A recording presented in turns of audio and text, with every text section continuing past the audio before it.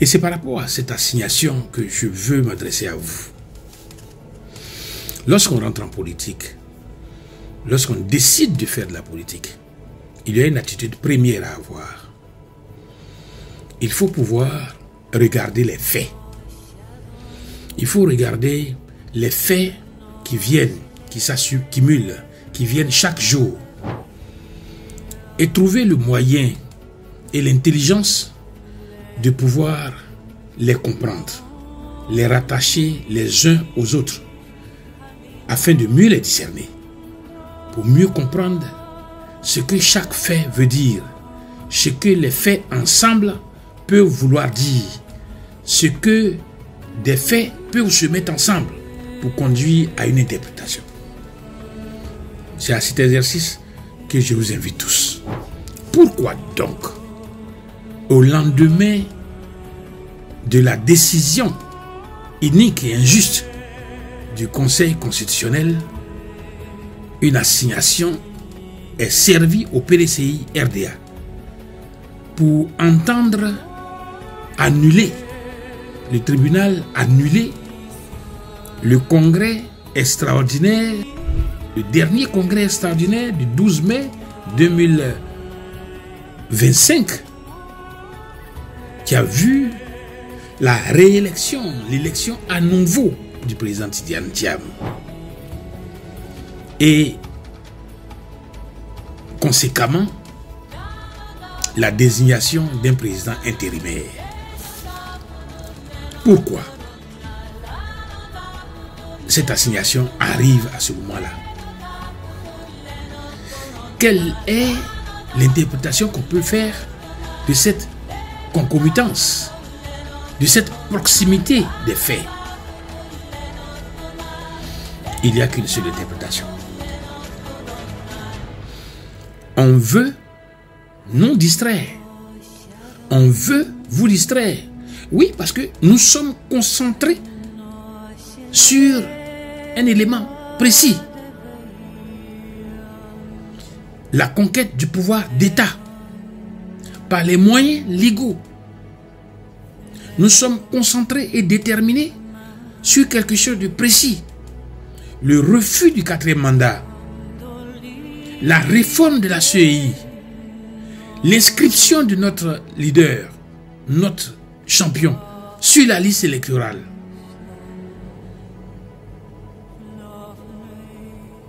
Tous ces éléments, l'adversaire regarde et voit combien, contrairement d'habitude, les membres et militants du PDCI sont déterminés, debout. Ils regardent et se rendent compte, contrairement à ce qu'ils ont pensé, que malgré cette élimination, le PDCI, les militants des PDCI, au travers les réseaux sociaux, réaffirment leur engagement, leur détermination et surtout leur foi en ce que notre combat aboutira à notre victoire. Comment vous pouvez penser qu'une telle disposition que nous avons ne fait pas peur? Il faut nous distraire. Il faut vous distraire. Il faut vous jeter quelque chose, une petite proie sur laquelle nous nous précipiterons pour retirer notre regard et notre attention sur les combats qui en valent la peine. C'est cela. Sinon, en réalité, quand vous lisez cette assignation, qu'est-ce qu'elle vaut? Rien. Rien du tout. Rien du tout. Cette assignation se présente comme portée par deux des nôtres. Prétendument des nôtres. Sont-ils des nôtres? Sont-ils des secrétaires de section?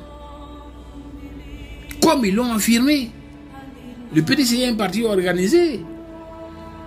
Tout le personnel politique est répertorié. Et nous savons qui est militant, qui ne l'est pas. Enfin bref. Qu'est-ce qu'on nous dit dans cette assignation? le président Thiam n'aurait pas pu être élu président du parti. Parce que quand la loi sur les groupements politiques et partis politiques, que les textes statutaires et réglementaires du PDCI exigent que pour diriger un parti politique, il faut être ivoirien. Voici ce débat qui revient. Ce faux débat qui revient. Mais observez que ce qui a poursuivi, c'est l'annulation du dernier congrès électif. Le président Thiam était-il ivoirien ou pas à ce moment-là? À quel moment est-ce que la renonciation à l'allégeance française a été faite? Et à quel moment est-ce que ce congrès a été organisé par rapport à cette renonciation à l'allégeance? Qu'a dit le ministère de la Justice pendant son point de presse? Toutes ces questions permettent à dire que réellement, à caractériser la vacuité de cet argument. Nous n'y répondrons pas. On nous dit encore que ce congrès est irrégulier. Pourquoi? Parce que on devait établir et publier la liste des délégués à ce congrès. Mais oui, mais dites-moi, comment à Béoumi, comment à Bouaki, comment à Daloa, les électeurs du PDCI ont pu voter si tel est qu'aucune liste n'a été établie, aucune liste n'a été publiée? La liste est publiée ou bien elle est publiée? C'est par rapport à cela que Blessi a voté, que M. Kwame a voté, que M. Karamoko a voté.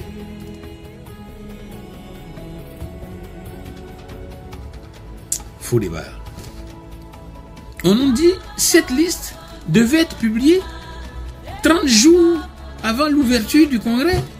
Mais attends, ceux qui se font les gardiens du temple, ils ne font pas une distinction entre un congrès extraordinaire et un congrès ordinaire. Le congrès extraordinaire vient régler très souvent des points précis qui présentent un caractère tellement urgent et de célérité que les statuts du PDCI ne peuvent pas, en aucun cas, venir dire et enfermer une telle assise dans l'exigence d'une publication qui tiendrait pendant 30 jours. Ce n'est pas possible. Comment on peut le penser?